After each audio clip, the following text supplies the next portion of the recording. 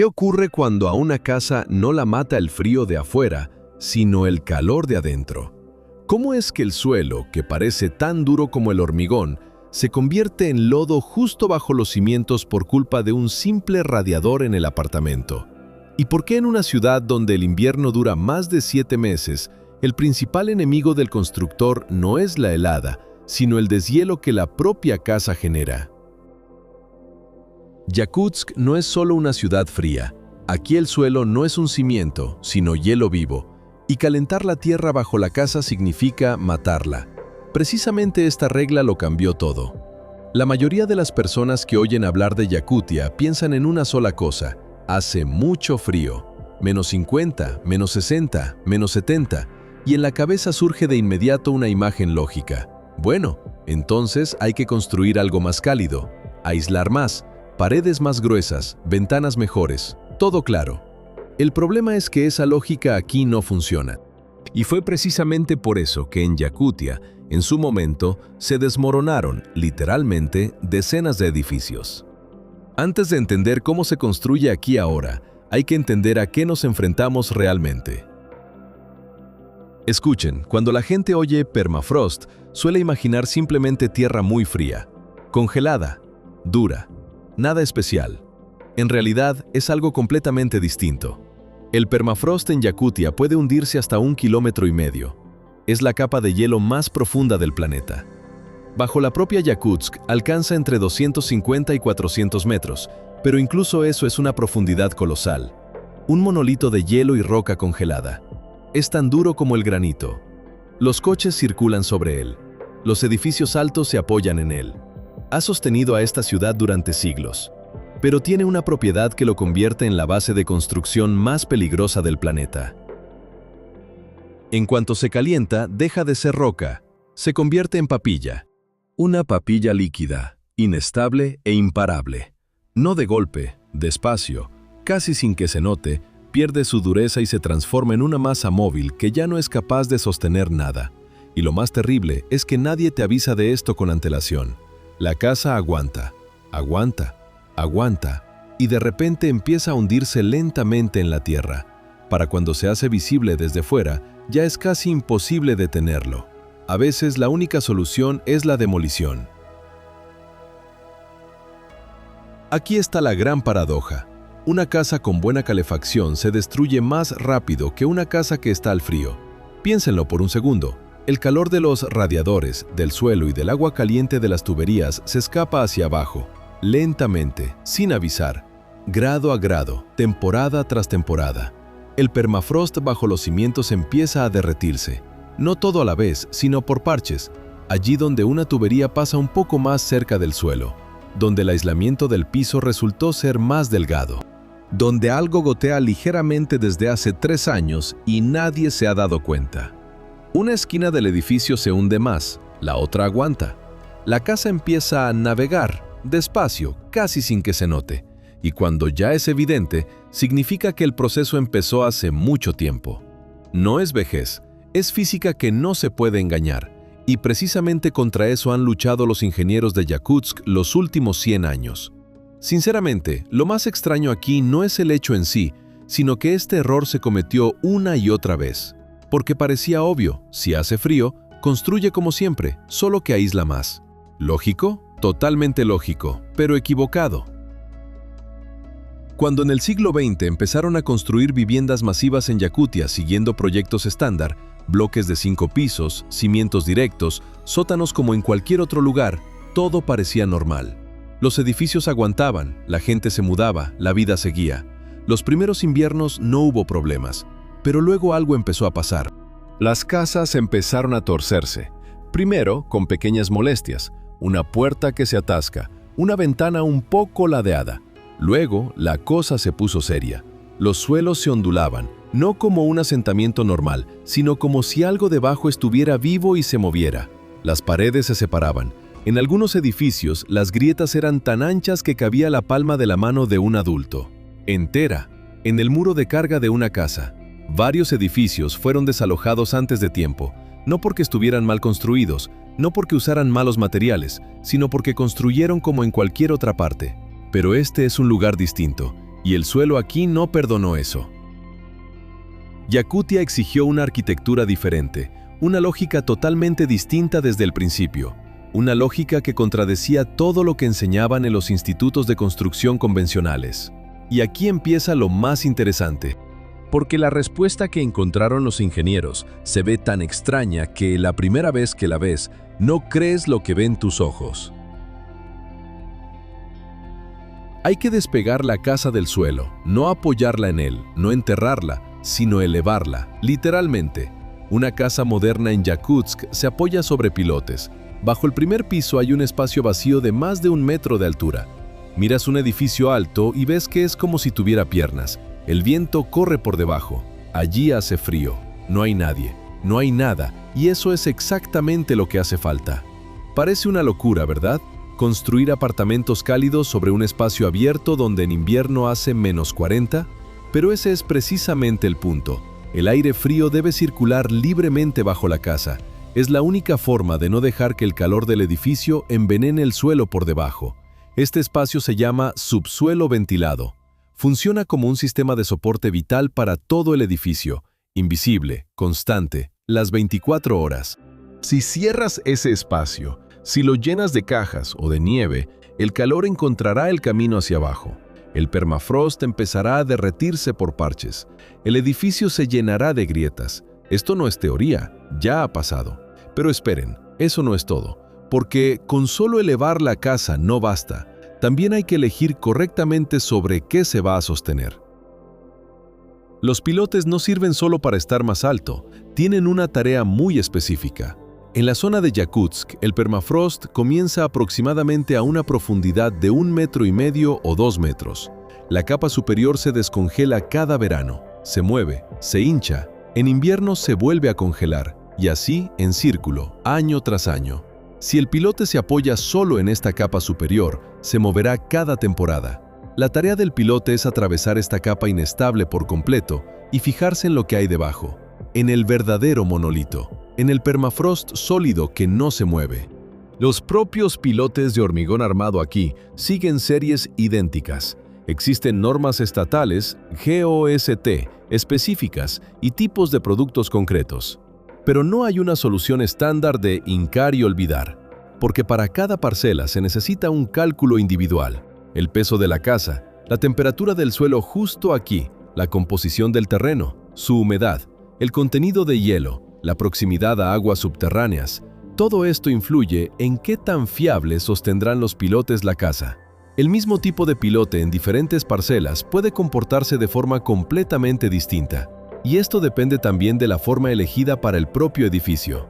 Pero lo más inesperado es que incluso un pilote correctamente calculado puede estar bajo amenaza, y aquí es donde el permafrost lo agarra por los costados con un apretón mortal. Es difícil imaginar cómo es posible, pero el suelo congelado puede, literalmente, tirar del pilote hacia arriba. Esto se llama empuje por helada, puchenie, y es uno de los problemas más traicioneros en la construcción de Yakutsk.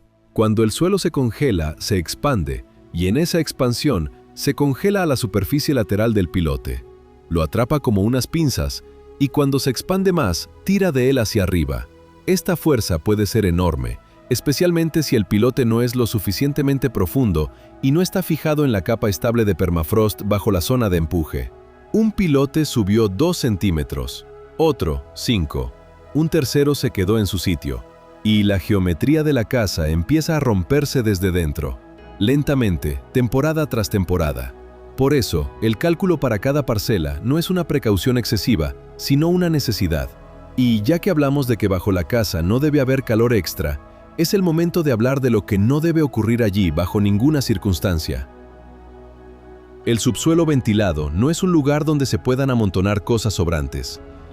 Si se cierra este espacio o se bloquea la ventilación con cualquier cosa, el calor del edificio empezará a acumularse dentro como en una trampa. Y si la nieve exterior llega a tapar el subsuelo, creará una barrera térmica adicional que bloqueará el movimiento del aire frío bajo la casa. 2 fuentes del problema, un solo resultado. El calor se acumula donde no debería estar. Según las normas, la altura del subsuelo no debe ser inferior a 1,20 metros. Si por allí pasan tuberías, el mínimo es de 1,40 m. ¿Por qué una cifra tan específica? Porque por allí debe poder pasar un especialista para tener acceso físico y así inspeccionar, revisar las tuberías, cambiar el aislamiento o encontrar una fuga. Si el especialista no puede pasar, no encontrará el problema a tiempo. Y en Yakutsk, no encontrarlo a tiempo marca la diferencia entre una pequeña reparación y la demolición del edificio. El subsuelo es una zona de trabajo. Una parte del edificio, igual que la caja de la escalera, solo que nadie la ve desde fuera, y precisamente por eso es tan fácil olvidarse de ella. Y si ya estamos diciendo que no se puede dejar que el calor escape hacia abajo, es hora de hablar de su fuente principal, aquella que no viene de los radiadores, sino de la propia agua caliente. Y aquí la historia se vuelve totalmente visual. En una ciudad normal, las tuberías se esconden bajo tierra, se entierran, se quitan de la vista. Todo limpio, ordenado, no molesta. Es la norma para cualquier gran ciudad del mundo. En Yakutsk, no. Y si vienes aquí por primera vez, es literalmente lo primero que notas. Enormes cajones aislados recorren las aceras, cruzan los patios, pasan sobre los pasos de peatones. Tuberías por fuera, a la vista, a la altura de una persona o más altas. Parece una obra que se olvidaron de recoger. Por eso, todo el calor aquí está solo en el cielo. Bajo la propia casa, las tuberías deben estar bien envueltas en aislamiento. Es la única forma de no dejar que el calor envenene la tierra. Pero hay algo peor que el agua caliente en las tuberías: el alcantarillado. El agua tibia y sucia de los fregaderos y los inodoros es el asesino silencioso de las casas de Yakutsk. Si empieza a filtrarse bajo el edificio, no solo calienta, cambia la composición del suelo, lo satura de humedad y hace que no se congele ni siquiera con un frío intenso. La tierra bajo una esquina del edificio se convierte en un pantano. Los pilotes alrededor de la fuga empiezan a perder su apoyo, y nadie nota nada hasta que de repente algo se vuelve evidente. ¿Parece una locura? Un simple inodoro puede derrumbar un edificio alto. Aquí, puede. Y entre todo este complejo sistema de pilotes, subsuelos, tuberías y aislamiento, hay dos herramientas que pocos conocen fuera de Yakutia. Una está bajo tierra, la otra en el ordenador. Y sin ellas, la construcción aquí sería un vuelo a ciegas.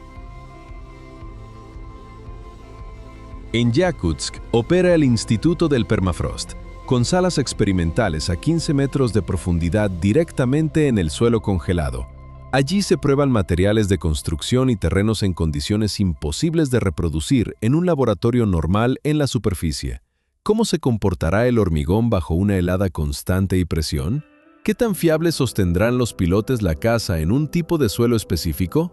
¿Qué pasará con la teploisolacia, aislamiento térmico, después de 20 años? Antes de cualquier construcción seria en la ciudad, se necesita la aprobación de estos científicos. No porque la ley exija papeles innecesarios, sino porque sin sus datos es imposible realizar un cálculo adecuado.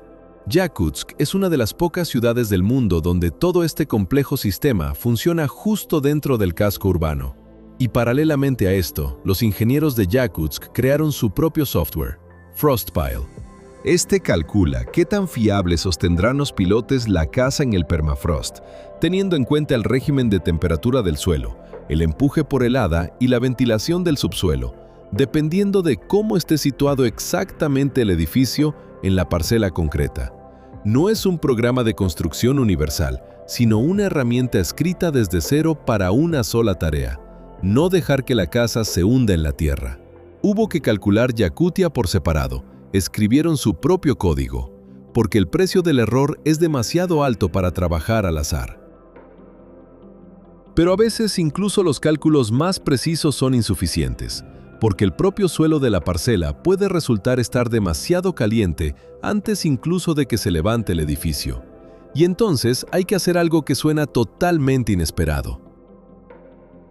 El suelo se puede enfriar antes de la construcción, a propósito, de forma dirigida. Esto se llama preenfriamiento y se aplica cuando la temperatura del suelo es demasiado alta para una base fiable. La herramienta para esto son los termoestabilizadores, dispositivos que extraen el calor de la tierra y lo devuelven al aire.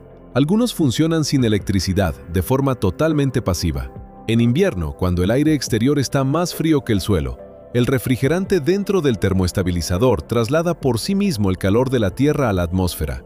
La diferencia de temperatura crea movimiento. El movimiento crea el traslado de calor. El calor sale del suelo hacia el aire. En verano, el sistema simplemente se detiene, espera al invierno. Y en invierno vuelve a funcionar. Congela la base, restablece el régimen necesario y prepara el suelo para la siguiente temporada. Suena a ciencia ficción.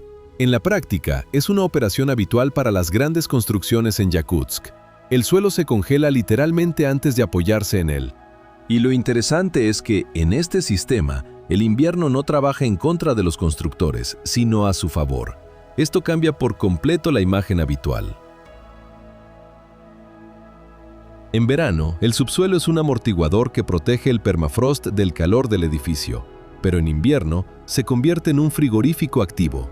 El aire helado pasa por el espacio ventilado bajo la casa y enfría adicionalmente el suelo alrededor de los pilotes. Lo congela, lo hace más duro y estable. Esto no es un efecto casual, es parte del cálculo general. Un subsuelo bien diseñado compensa en invierno el impacto térmico del verano sobre el suelo. El verano derritió un poco, el invierno lo congela de vuelta. El ciclo mantiene el equilibrio año tras año.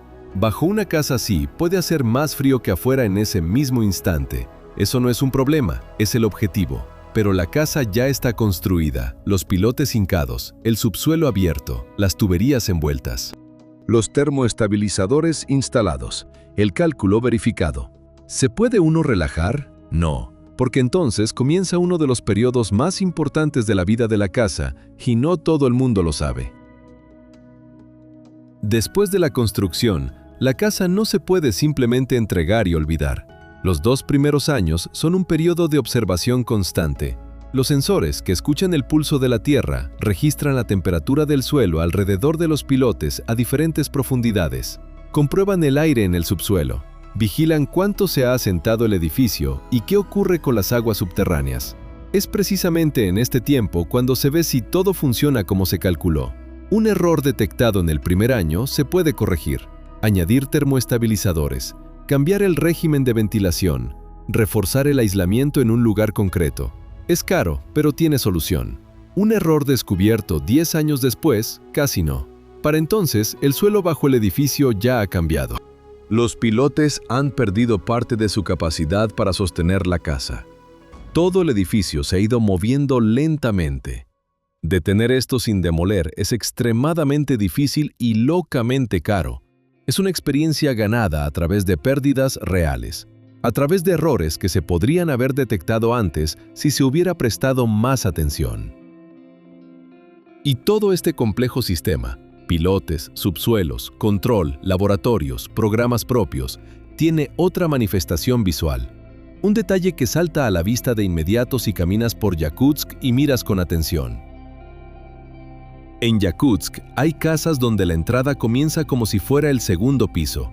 Abajo hay una zona abierta o una planta técnica fría. La escalera es exterior, sube desde el suelo, y la zona habitable comienza solo más arriba. Para el visitante esto parece extraño, es incómodo. ¿Por qué se hace así? La razón es sencilla. El primer piso es, de hecho, no habitable. Allí está el subsuelo, las tuberías y el espacio bajo la casa. Lo habitable comienza más arriba, allí donde el calor de las personas ya no puede escapar directamente hacia abajo a través del suelo hacia el permafrost. No es un capricho arquitectónico, es el resultado visible de la regla principal. Entre la vivienda cálida y el permafrost frío debe haber un amortiguador, físico, real y ventilado. Cuanto más grande sea, más estable será la casa. Cuanto más estable sea la casa, más tiempo durará. En esta única imagen está toda la lógica de la construcción de Yakutsk. La casa parece que no quiere tocar el suelo. Y aquí, esto es lo único correcto. No jest esto que hace que toda esta historia sea verdaderamente humana. No sobre técnica, sino precisamente sobre personas.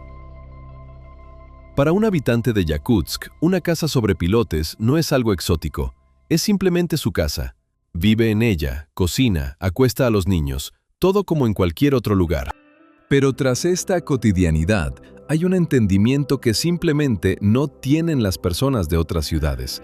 Aquí la gente sabe que su casa requiere observación, Una atención viva y regular. Cualquier inclinación en el edificio es una señal que requiere comprensión. ¿De dónde viene? ¿Por qué ocurre? ¿Qué está pasando debajo?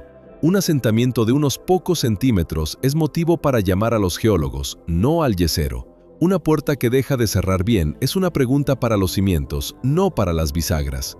Un charco bajo la casa tras el deshielo no es solo un charco. Un olor inusual a humedad en el subsuelo es motivo para revisar las tuberías de inmediato, no la semana que viene. La vida sobre el permafrost hace que las personas estén atentas a lo que pisan, literalmente, y esa atención aquí no es paranoia, es una habilidad básica, tan común como comprobar si la puerta está cerrada antes de dormir. Solo que aquí la lista de cosas que hay que comprobar es un poco distinta. Y entonces surge la pregunta que todos se hacen. Yakutia es una región rica, diamantes, oro, petróleo. Aquí se construyen edificios administrativos caros, centros comerciales, complejos gubernamentales. ¿Acaso el dinero no resuelve este problema? No, el dinero no lo resuelve. Ayuda a hacer las cosas bien, pero no elimina la tarea ni en un solo paso. Cuanto más caro es el edificio, más complejo es todo este sistema bajo él. Cuanto más alta es la torre, más profundo deben llegar los pilotes. Más termoestabilizadores hay que instalar alrededor. Más complejo es el trabajo de los sensores que escuchan el pulso de la tierra mientras hay gente viviendo en la casa. El dinero permite contratar a los mejores especialistas y usar los cálculos más precisos, pero no elimina el requisito en sí. En Yakutsk lo entienden mejor que en ningún sitio. Cualquier edificio, desde un bloque modesto hasta un centro de oficinas, no se sostiene sobre el dinero ni sobre la cantidad de hormigón. Se sostiene sobre el hecho de que el permafrost bajo él siga siendo permafrost. Es la única condición. La física no hace descuentos a nadie.